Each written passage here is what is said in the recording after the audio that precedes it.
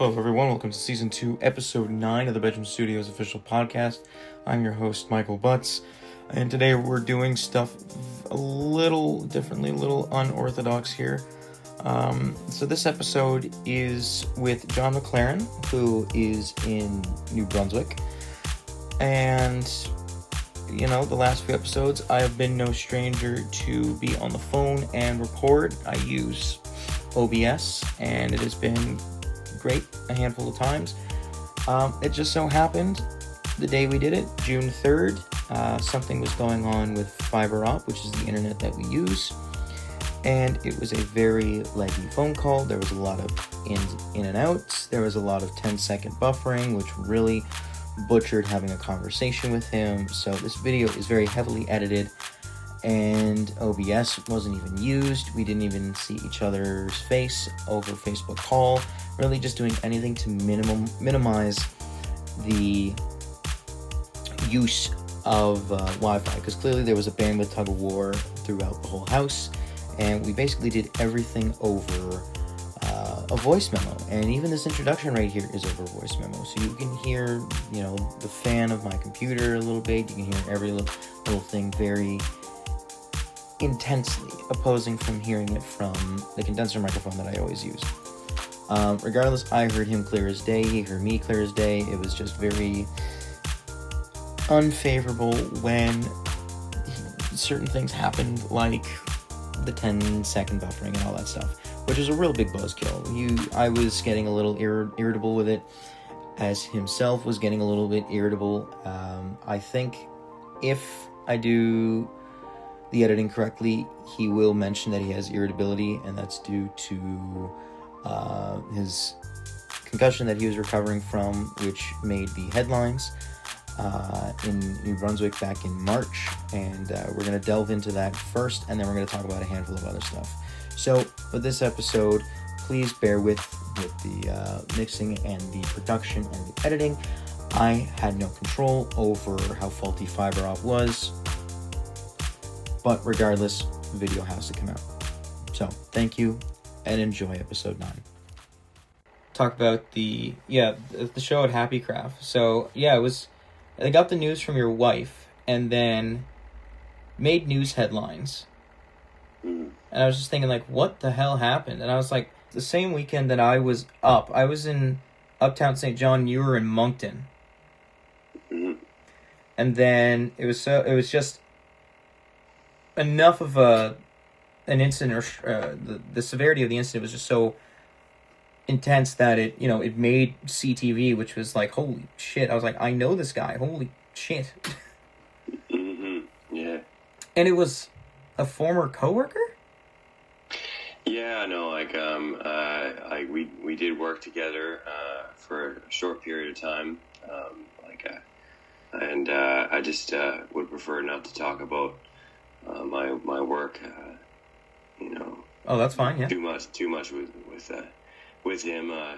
He was a coworker of mine in my daytime employment, and it was unfortunate, like what happened, and like I hadn't seen him, or I hadn't, because he quit his job and hadn't spoke with him for a long time, and I just saw he randomly showed up to my gig that it was during St. Patrick's Day weekend, and I remember seeing him there,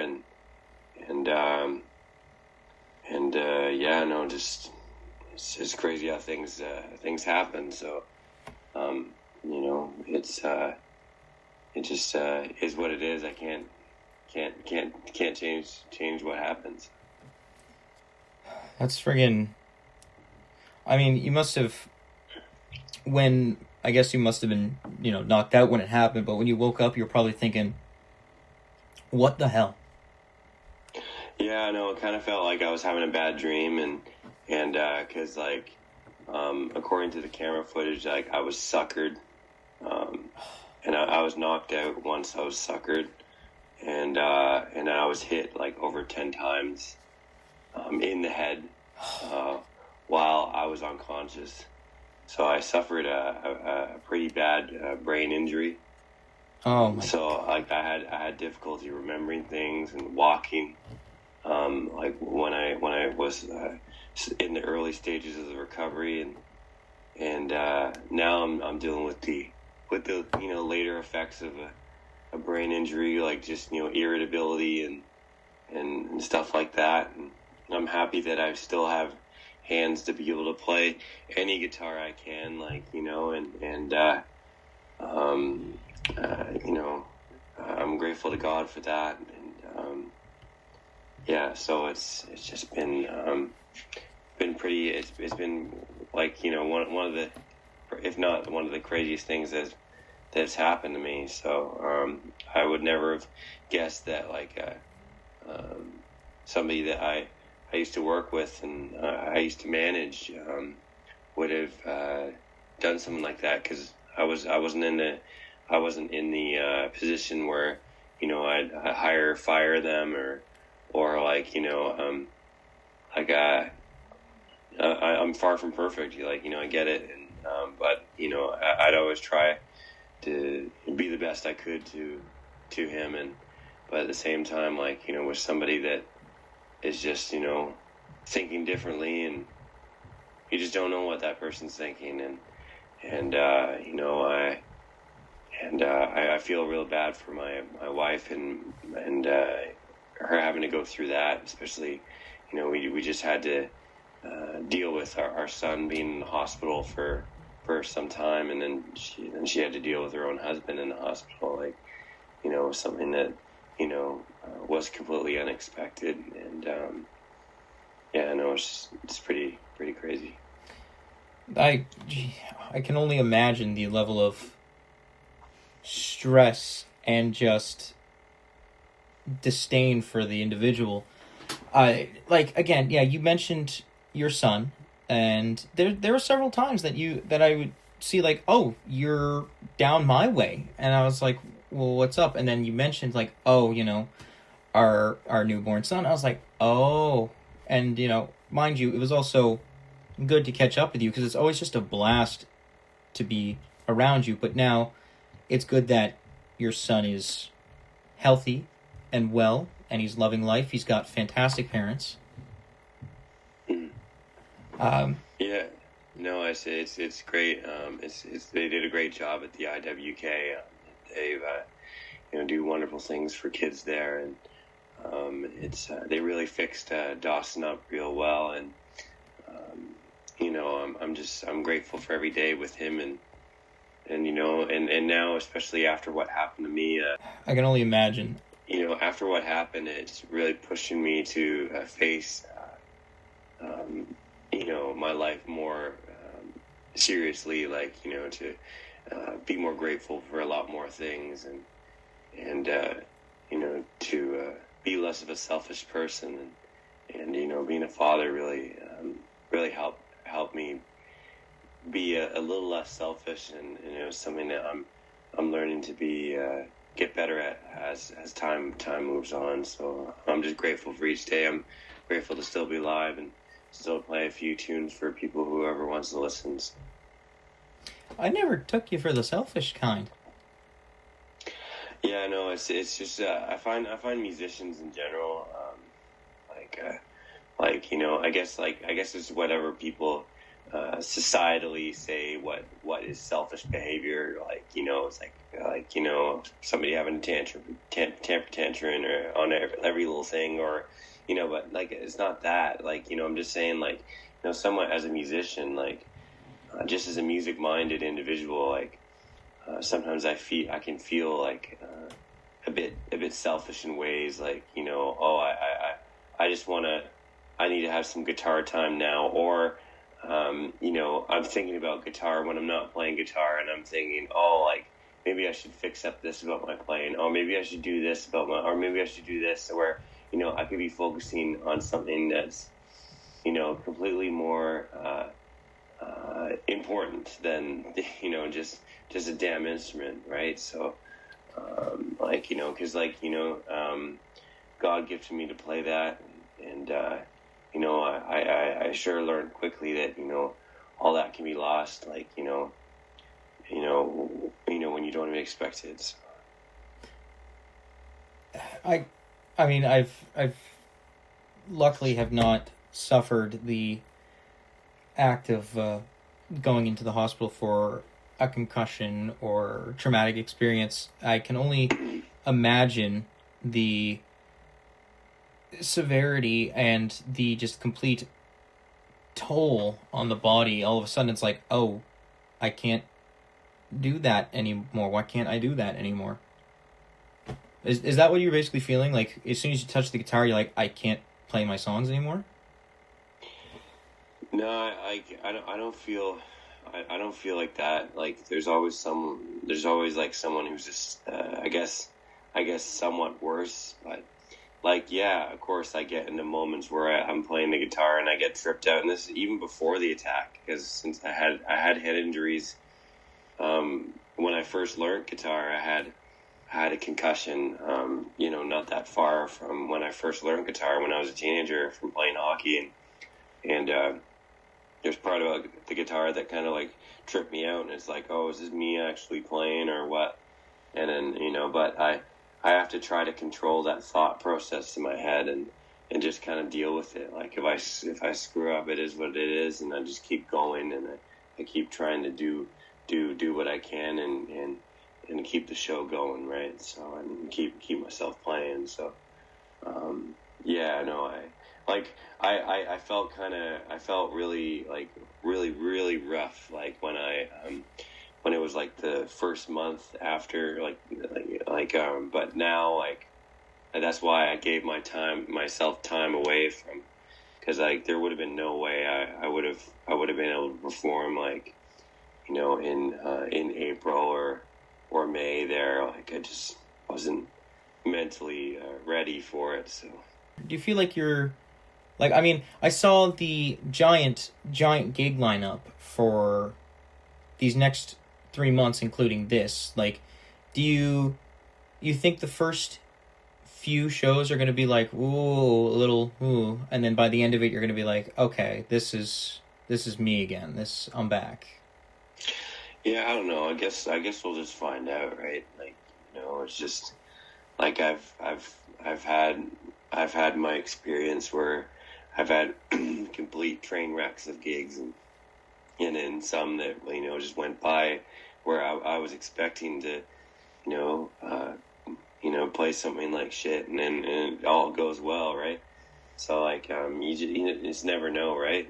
You just sometimes like it's like you could rehearse the one certain song that you have trouble with at home for like you practice it hundreds of times, and then you go play it live, and then that's the song you screw up, and then the one you didn't rehearse on at all that you're not thinking of much is the one that you play flawlessly. So I don't know, sometimes the mind just acts in different ways. I can't really say how I'm gonna feel like one day to the next until I'm actually like kind of faced with it. In terms of your songwriting, what song of yours do you find, even though again you wrote it, this is all you, which one do you find the most difficult? Oh, that's a good question.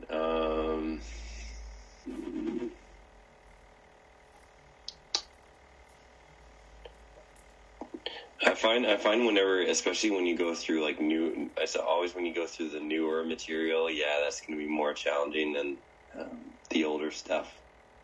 I find I'm trying to think actually. I find "Train in the Rain," a Bruce Cockburn song. "Train in the Rain" is one that that one's bit me in the ass a few times. Like when I've played it live, like I wasn't expecting this to happen, and like I play it a lot different than Bruce Cockburn plays it, but because he usually plays with a capo, I think on the second fret or something, and I play it without a capo, and but he does a big stretch in it, and it's just like sometimes the way the chord structures go, sometimes like I can get my position messed up on it. Like, just, I don't know. That's a bit of a challenging one for me. Train to Rain's a challenging one. And I'd probably say, as far as I always find it easier to play my own stuff, but I of course, like, even my own stuff, like, I've always had, issues with, every now and then, right? So, but it's hard for me to think of off the top of my head, because, like, sometimes, like, I can play a song just fine, and then sometimes I'm like, oh man, I just want to redo it. Yeah. Cause like, there, like, again, just seeing you play those songs, man, like, the ability, like, when I first met you, didn't know who you were, didn't know who your wife was, you're just chilling in Halifax, and then you're just ripping the acoustic guitar, and we're like, man, we don't want to play acoustic guitar anymore.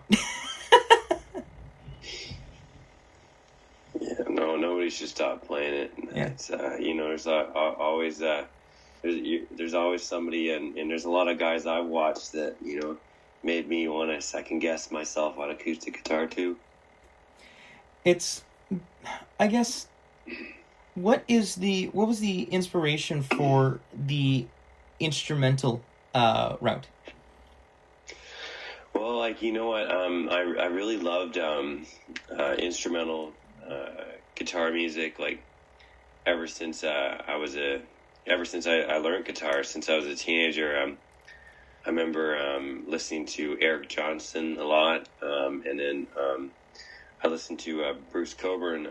I remember he released a compilation album called Speechless, and I remember I had the whole album on my little MP3 player that I used to take on my bike rides at night, and I'd ride my bike all the way, from one end of Toronto all the way to the downtown by the lake, and in the middle of the night, and it'd be like almost like a ghost town when you go down to the lake at night, and I would listen to Bruce Cockburn's album Speechless, and it was just a nice experience just to hear, like, the guitar and the clarity of the guitar and the nice sound of those strings and the sound of the body and the air and the resonance coming out of the sound hole. So, damn. Okay, that's I mean, I don't listen to a lot of instrumentalists myself. The only one that I listen to is probably like Animals as Leaders, like that prog metal stuff. Oh, I love Animals as Leaders. Toast Nabasi, I'm a huge fan of his. And I love all Animals as Leaders stuff. Like, just listening to their stuff, like, it really, like even just listening to, like, not just acoustic players, but like Bruce Cockburn would be like one of the first, right? But listen to some of those guys, like, it really changed my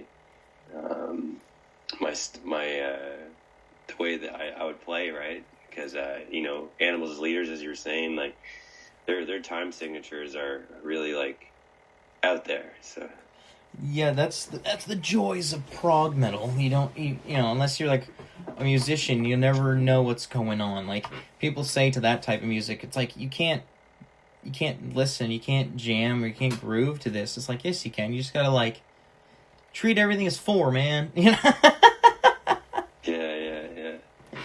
But I remember you telling me acoustic isn't your first instrument. It was violin first, wasn't it? Yeah, no, I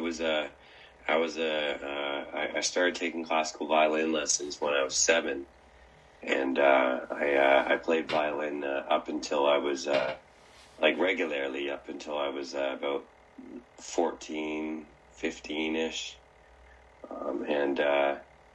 so I took private lessons at the Whitby School of Music, and I used to do, but I also used to play in Cape Breton. I do, because my grandfather was a Cape Breton fiddler, Dan J. Campbell, and my uncle John Campbell was a fiddle player. They were both studio fiddle players. Like, they both had music released. And I didn't know that about you, actually.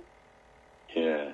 Oh, because my family was family of fiddle players, but I used to play a mix of Cape Breton music and a mix of the classical music. Some of my technique suffered because I would get more into the Cape Breton music, and some of my classical technique kind of suffered and due to getting into Cape Breton fiddle music. But it was something I grew up on, and my mom would be playing on my grandpa's old tapes and stuff, and I'd be listening to a lot of that stuff. So violin was my first instrument. I was a solo violinist, so I guess like a soloist. Occasionally, I play with an accompaniment, like with a piano. So, Have you ever, during a solo show, have you ever whipped out the violin, just take a little break from the acoustic guitar, or is it just straight acoustic? I did once in PEI. I think it was last year. I did once in PEI, and it was in the late winter, early spring. I did it, but I don't play. I don't perform live much anymore. Like I used to perform a lot when I was a child and growing up to be a teenager. I performed violin a lot at a lot of like family events and different concert events they had put on in Cape Breton in the area. Even though I was from Ontario, like we'd travel over there in the summertime, and so I'd play there in the summertime, and most of my live performance experience was also in the Greater Toronto area as well. I played a lot of Kiwanis festivals, music festivals, in like Toronto, Pickering, Oshawa, Whitby area, and That's pretty damn impressive. Again, I mean, mind you, violin players, they do be playing a lot, but like the track record that you pick up with all of this is like impressive. So, what made you then switch from violin to acoustic then? Well, like when I switched to guitar, it was just kind of like by accident, or I guess it was just meant to happen. I remember at my grandma's house in Cape Breton, where like we'd spend a lot of our summers visiting my grandma's house back in the day. My mom had an old guitar, and we got that guitar fixed up. It was basically unplayable, and it's still barely playable because it was just like an old catalog guitar from way back in like the 50s or whatever, I used to play around with it for fun. And I remember when we got it fixed up, I can't even remember the guy that fixed it up in, like, it was somewhere in Nova Scotia. I just can't remember, but I remember we were on the way back home to Ontario, and he asked me, he's like, "Oh, do you want a book to learn how to play guitar?" And I said, "Oh no, I'm not really interested in learning guitar." I said, "I'm just like, I'm just gonna pick around with it for fun, right?" And then he said, "Oh, here, he's like, and he's here," and he just ran out to the car, and we're ready to leave, and he had the book in his hand, and he's like, "Here, just take this book." He just gave it to me. He's like, "You never know if you're gonna want to play someday." And the rest is history, I guess. God, that just sounds like straight out of a movie, John. Yeah, no, it was pretty. I still remember him running out, like when we were ready. We're literally pulling out of the parking lot. I see him running out with a book in his hand, and he was like, he was gonna give it to me. And I just read through parts of the book, just to learn a few chords, and eventually, like, I just kind of immersed myself in different types of guitar music, and then was like trying to figure out ways to teach myself, like, before YouTube was even a thing, or like, because YouTube wasn't around, like there wasn't all this like fancy gadgets and all that stuff. Like I never had lessons or nothing. I just talked to people I'd run into, I never had formal lessons on guitar, and I just talked to people, and I'd watch a lot of videos. I had a lot of time where I had like limited social interaction and watched hours and hours and hours of video footage of many great guitar players. Like that changed my life. So I'm like, thinking to myself, like, there isn't going to be like Buddy down the road who's going to teach me how to play like, Eric Johnson or like he's going to teach me how to play like like Bruce Cohen or whatever. Like nobody's going to teach me that. I'm going to have to try to, figure out the best I can to come 1% of it, right? Your ears must be friggin' phenomenal then. Would you say you have perfect pitch? Like I wouldn't say I don't have perfect pitch where it's like, right, name a key and then you just name every key and the instrument. Not like that. Sometimes like I can kind of hear if something's like off pitch or something is like, it's like the video that I was playing outside of Happy there, on the street, just filmed a couple days ago. I was like, oh, my guitarist, I can hear it slightly off pitch a little bit. And I was like, I wanted to kind of scrap the whole video. And then I'm like, oh, you know what? I don't care. I'm just going to put it out. Like, I've stopped caring so much when I get older now. I stopped caring so much about little things like, if there's little indiscrepancies or if I make a little mistake here or there or whatever, like, it just is what it is. It's all, especially in a growing AI world, like, Yeah. No, I know exactly what you mean. Like, I find, there's just so much added nonsense, I guess. That's the best way to say that. I mean, there's a lot of cool things that AI can do, but, I'm not a person that's going to vouch for it, right? Oh, yeah, no, for sure. Like, there's definitely pros to it, and then there's, definitely cons to it. So it is what it is. The new world we're living in. In terms of guitar, I mean, there was a bit of what's the best way to say it? A bit of for me, it seemed pretty hidden at the time, but Golden Company. Mm-hmm. So, and you said that was a band that you created. Well, it wasn't a band that I like. It was my friend, myself and my friend Jay. We both started because my Jay Cormier and myself we played together as a duo and then we added a drummer. We were in a group called Bonnie Scott for a little while, and then we went forth with the Golden Company name, and then it's just unfortunate because like Jay is one of the best songwriters I've run into, and he just like write a song out of nothing, and it's just he just I don't know what's going on right now, but it's just not Golden Company's time right now. So it's just I got a lot of things I got to focus on in my own regard right now, and whether it be that project or something else, I'm releasing a random live recorded album September 5th. It's John McLaren and Friends live at Pat Tamouche, and it's coming out September 5th everywhere. So, and we're also having some vinyl copies made as well. So nice. Vinyl copies, nice. Yeah. How are you doing that? Elastic Stage, or you got another company?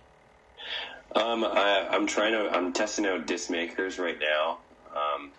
They're an American company, so but I got a good deal for 100, and my friends that help pitch in, and they're getting a certain amount themselves, which they're gonna sell. So, but it's a complete live recorded album. We mic'd up everything. This show was filmed live at Pat Tamouche in Capital A. It was filmed back in February.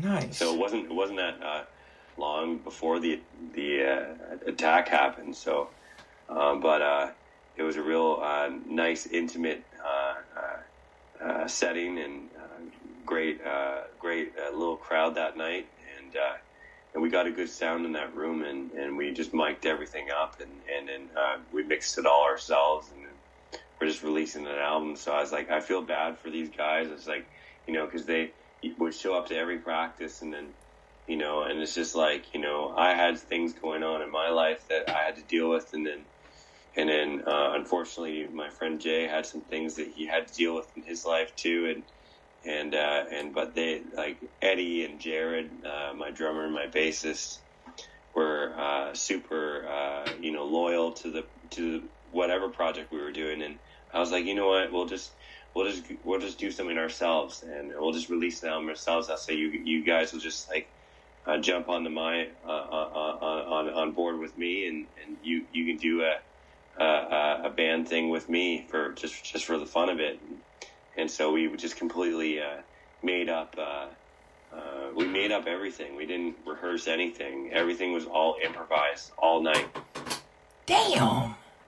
The whole album was all improvised. So because we just like jamming and just chilling and jamming. That's some Jimi Hendrix level stuff right there. It was fun. We had a lot of fun, and that's our goal for. We're just setting up a tour in September, and we got a bunch of dates booked. Moonbrook Manor, Riverside, Albert. We got Fredericton at the Garrison Night Market. We got a bunch of dates coming up in September, and so like we're gonna get around and play a bit as a trio, just an instrumental psychedelic trio. Fuck. And then it's a lot of fun. It's a lot different than Golden Company, where Golden Company was very like a written purpose rock band, and it was like Jay was our front man. Jay was like that band. I know I wrote guitar parts for it and different things, but like those were his songs. Like those were Jay's songs, and I want to it is unfortunate, but it is what it is, and the music never dies in me, and somebody may try to beat it out of me, and it never will die. So it's here to stay. And I mean, the amount of stuff that I've seen you pull off, it's fantastic. I've been to a handful of your shows, right? And it's always friggin' crazy just to see what you pull off in every single piece of material. Right? And then, obviously now, certain things have come your way. Music Nova Scotia Recording of the Year. Right? And then, all of a sudden, probably the biggest thing is your back-to-back shows at Jazz Fest. Like, what? Yeah, no, it's pretty cool. Actually, hey, you forgot to say Music New Brunswick Recording of the Year. Actually, you're the Music Nova Scotia guy. Yeah. Did I say Music Nova Scotia instead of Music New Brunswick? Yeah, you did. Oh no, my bad. Oh no. Yeah, Music New Brunswick Recording of the Year. Yeah, Yes. Music New Brunswick nomination for Recording of the Year, and then the Jazz Fest has been condensed. I'll be doing one show in the evening on the boardwalk because they had to consolidate some of the Hydrostone stage, but I'll be doing a performance on the Sunday on the boardwalk stage. So. Oh, is it narrowed down to one show now instead of two? Yeah, it's narrowed down to one now. Yeah, no, they had to because they had some sort of conflict of interest or whatever, but they narrowed it down. But I'm still playing there, and they're still reimbursing me accordingly. So conflict of interest. It's John McLaren. Good. Conflict of interest, my ass. It's John McLaren. Yeah, no, it is what it is, man. It's just like you can't win them all. Right? And it's the Sunday evening, right? Yeah, it'll be a Sunday evening. It's gonna be fun. I think it's gonna be I love playing wherever on the boardwalk. It makes me feel like I'm busking or something. It's fun. Oh yeah, no, I'm definitely gonna be at that show. I'm gonna tell people like, guys, John McLaren's playing Jazz Fest boardwalk Sunday night. We gotta go see him. Oh, it's gonna be so much fun. Yeah. I was surprised. I was really like, you know, you kind of like made me feel good about myself when I didn't get accepted. You were like, "You're more jazz than me, dude. I don't know why you're not on here." Yeah, I know. And so, well, it's a jazz enthusiast. I'm like, yeah, man. Like, I don't know. I was I've had so many festivals and venues and like all sorts of things, like crickets or like venues. Oh, like oh, we're all fully booked, and then I've had some where I walked in with my guitar and and I'd be like, hey, you just want to hear a minute of me playing, and I'll play for you in person. And it's like, oh, you played the top 10 hits? I'm like, no, I don't. Oh, well, like, we kind of want that here. And I'm like, okay, well, you probably don't want me then. And, I've had so many, failed opportunities, but every artist had to deal with massive amounts of, rejection. It's just in different areas, it's just unfortunate. It's when it comes to gigs or festivals or whatever, there's always going to be, that's always going to be there, right? Yeah. There's been, I can't say everything that I've done has been, flawless, right? And that's just not in the saying of like, oh, making a little oopsie during a live performance, That's like, it shows can be like, oh, man, we promoted the hell out of this and no one's here,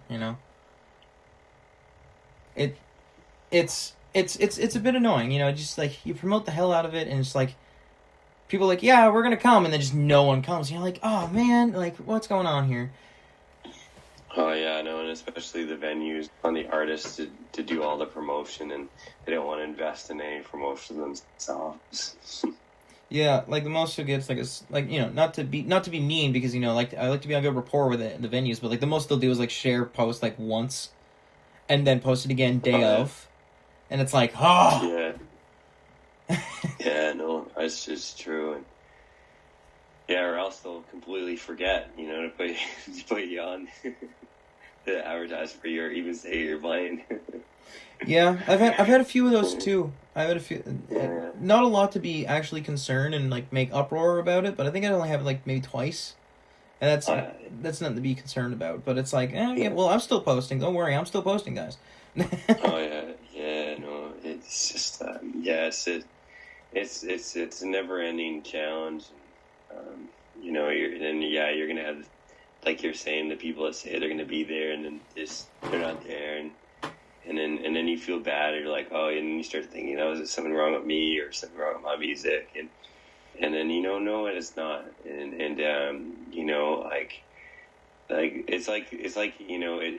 it's a different. Every audience is different. It's like somebody could go listen to you and then love your music and then think my music's complete shit, right? Like, whereas then somebody could come listen to me and be like, you know what? I don't want to listen to any singers tonight. That instrumental vibe, I'm really feeling it, right? Like, that's the way it just rolls sometimes, right? Yeah, I mean, again, when you started showing your face in the open mics, everyone just wanted a piece of you. They were like, who is this guy? We want this guy. We like this guy. We got to interact with this guy a bit more. Yeah, it's fun though. I really like the Halifax scene there, and some cool people I've met from Halifax, and including yourself. And oh, thank you. It's been a fun experience. Even one that plays regular gigs, like it was still humbling just to go to open mic anyways, because I like open mics regardless. Like, I think the funniest thing about open mics, oh sorry, I just cut you off. Sorry, it's okay because my phone kind of paused, and there might be somebody that plays amazing, or there might be somebody that plays awful, like that's the fun out of the open mic, right? I find it funny with you though. A lot of people think you use a looper pedal. Yeah, no, it's true. Yeah, people think that. Yeah. And then you're like, you know what? No, watch this. No pedals. Michael, turn my reverb up. Watch this. Oh yeah. I've fun. done that. I've done that. Like I've done it a couple of times where I brought out my guitar and I just completely cut off my power, and I've done it a couple of times to like a small room audience. And I completely cut off my power. I hit the tuner pedal, cut off the power, and I'm playing the same thing just with my acoustic, and just to show them like this is what they're getting, right? This is what they're watching. And that's a good thing, you're showing authenticity so people can like break the stigma of being like, oh, he's super flashy, oh, it's got to be a looper pedal. No, this is the real deal. This is a John McLaren show. You're gonna get really cool guitar techniques.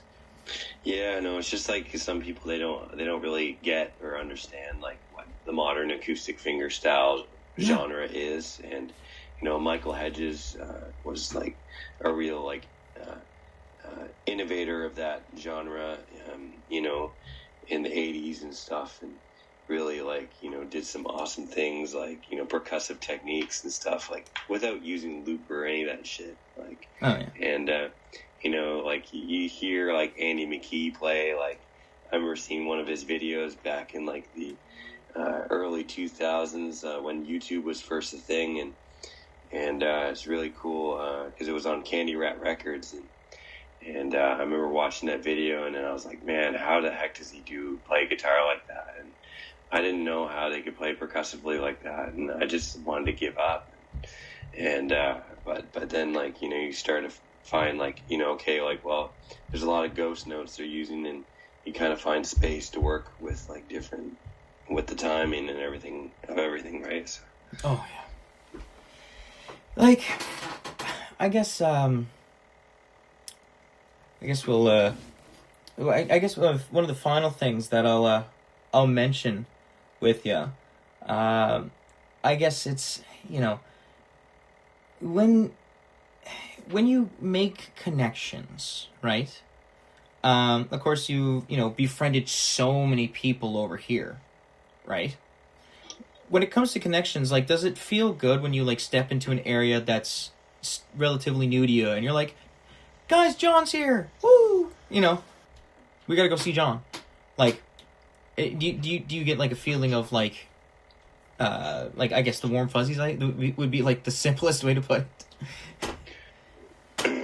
Yeah, no, it's cool. Like I find just in the Maritimes in general, like just being in the Moncton music scene for as long as I have, like, and just the community that I've built up in the New Brunswick area. It's quite similar to like what you guys deal with, and it's nice that there's like that that there's that encouragement there, and I know some days it works out great, some days it may not like work out the way that you wanted it, but we just got to keep staying positive, and good things will happen regardless. 100%. You got a firm grasp on the mindset for the maritime music scene. You got a very strategic mindset, a very like calculated mindset. Now, when it comes to your shows, I think I only saw the one. You're only playing Halifax once this time in the summer? Yeah, no, because I've had my I've had my license cut off temporarily, just because of medical reasons, because I had a brain injury. Oh, that makes sense. I have to get my license back, and I should be getting it back probably in August. It's just it's been cut off after what happened to me, because it was deemed a danger for me because I had bleeding all over my brain. So yeah, that's not fun. It was pretty yeah. So they put a restriction on my license, and so the wife's just driving you around from gig to gig, huh? No, actually, Britt doesn't drive. Oh. So like basically like my early. I'm either going to be like having to arrange to get a ride there. Oh man. in terms of Jazz Fest, what's that going to take? Like tour bus, plane? What are you going to do there? In with regards to the Jazz Fest, I'll probably be taking a train or a bus there, and then I'm going to be definitely staying the weekend. So, that's what I'll probably be doing. Fair enough. I mean, I didn't know it was that long of a. I thought it would just be like by now you would get it back with having it cut off with the brain problem, but I didn't know it would be that long. What is that? That's 4 months without driving? Jesus. Yeah, it sucks. It really does. But it is what it is, and like I can't argue with the government and the law. So like. Oh yeah, no, you can't do that. It is what it is, right? So. I just because I love driving and from like an ex-truck drivers, so and I still have my class 1, so it really sucked. So I miss driving, but I'll be back driving soon. You have a class 1 as well? Like, oh my goodness, there's so much secrets. You got so much dad lore built up, Oh yeah, no, I got a few stories to tell the son when he grows up. Oh man, I mean, it's so good to talk to you always, man. I mean, kind of sucks that our Wi-Fi is not liking one another, but with the time that we had right now, this has been a good almost hour and a half. It's always a blessing to talk to you, or like when you and the wife are down. It's always good to actually just catch up with you guys, and hopefully I do get to see you when you're down in Halifax. Hopefully I get to see you when I'm in New Brunswick a handful of times. But again, thank you for doing this episode today, John. Oh yeah, no, for sure, man. I'm sorry for all the buffering and that stuff, but it's always a pleasure talking to you, man. Yeah, no, that's a first. Didn't happen the other 3 times, but again, never say never. And it's probably the day. It's probably the time of day. It's probably just the specific day. That's probably all it is. Yeah, no. So we still had a conversation, so. Yeah, again, it's always fun to sit down and talk with you guys. Again, I do hope, I promise that I'm going to be on the waterfront for Jazz Fest. And I do hope I get to see you guys a few times when I'm up in New Brunswick in August. Because again, we're both pretty busy individuals, Yeah, no, it's true. But again, thank you very much, John. I'm going to let you go eat supper and spend some time with your family. I'm going to go consume some supper myself. And, just keep playing, man. Just keep practicing. Just keep putting out new stuff and hopefully get more award nominations, Yeah, man. Same to you. It was nice chatting. Nice chatting with you as well. And